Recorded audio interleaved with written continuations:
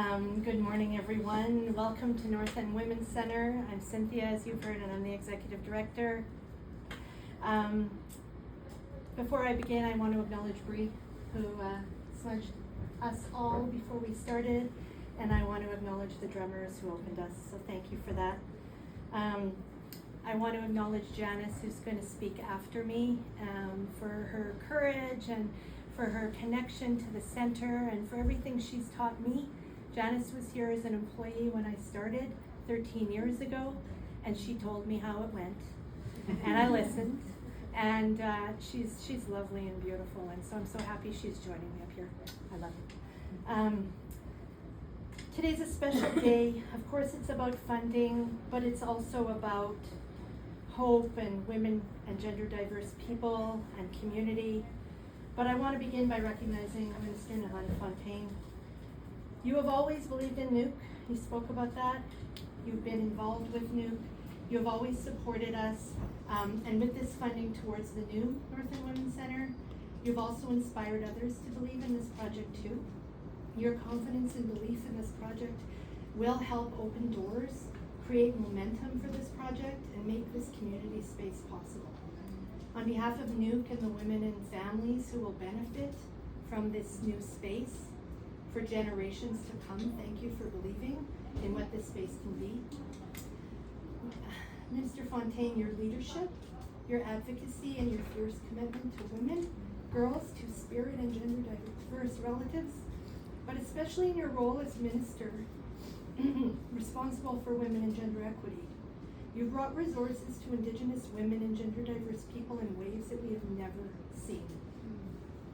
Each initiative that you fund changes the trajectory of missing and murdered Indigenous women, girls, and two-spirit system genocide in this province and our country.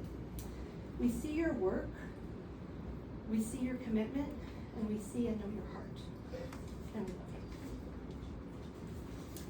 you. I also want to recognize Jennifer Chartrand and the Mino'Ayaawag Ikwewag team for their commitment to community-led solutions to honor all women doing well, and for uplifting Indigenous women who face systemic inequities by supporting projects that advance gender and Indigenous equity. Also, thank you to our partners at WageMB, Nadine and Lindy, I think I saw you in the back, for all that you do and for being here today and supporting us. I also want to thank Minister Smith for being here today, and we've also partnered in this work over the last while, and will continue to. And I'm sorry for the time that you're having. So I love you too. Thank you to everyone who has joined us today. I want to acknowledge the community members in the room. I want to acknowledge the community members in the room. You are why we're here.